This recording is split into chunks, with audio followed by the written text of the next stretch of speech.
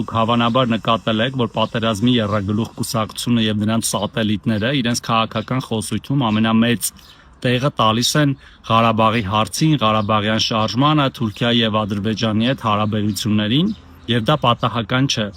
90-ականներից սկսած անկախությունից ի վեր Ղարաբաղյան հարցը կամ Ղարաբաղի թեման եղել է իշխանության գալու միակ ճանապարհը կամ այդ թեման շահարկելը ավելի շուտ։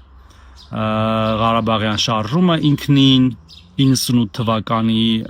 հրաժարականը Լևոն Տեր-Պետրոսյանի, հետո մնացած բոլոր ընտրությունները, բայց 2018 թվականից ամեն ինչ փոխվել է եւ Հայաստանի Հանրապետության քաղաքացին այլևս այդ շահարկումներին չի ենթարկվում, բայց այս մեր խելոքները կամ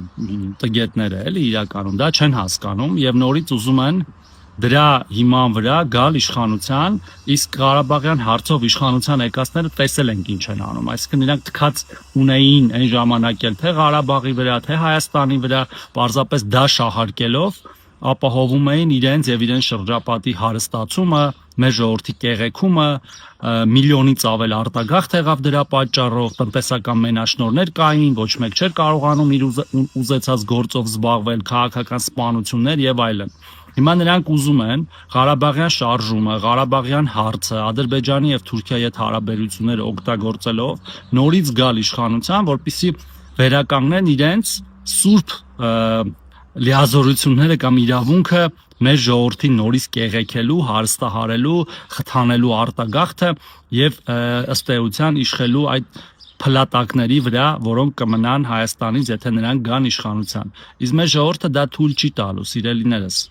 Դուք թույլ չեք տալու, որտեվ մեր համար կարևոր է Հայաստանի Հանրապետությունը, նրա ինքնիշխանությունը, պետականությունը, անկախությունը,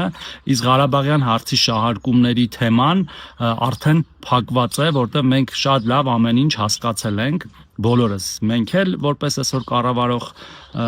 կուսակցություն, դուք էլ սիրելի հայրենակիցներ, հետեւաբար մի տրվեք այդ սադրանքին է թակարդին Ղարաբաղյան շարժման թակարդին մի ընկեք Ղարաբաղյան շարժման թակարդը, որտեղ դա մի բանի համար է ծառայելու, մեկ բանի, մեր ժողովրդին կեղեքելու, հարստարելու եւ Հայաստանի Հանրապետության ինքնիշխանությունը խորտակելուն ու բոլորին, ով դրա մասին խոսի, հիշեցրեք այդ ամեն ինչը, թե ինչին է ծառայել Ղարաբաղյան շարժումը։ Ուրիշ ոչ մի բանի այն չի ծառայել եւ չի ծառայելու մեր ժողովրդի էմոցիաների վրա աշխատելով նրանք դա դարձրել են խաղաքարտ, որպեսզի հարստահարեն Հայաստանի Հանրապետությունը եւ նրա ժողովրդին։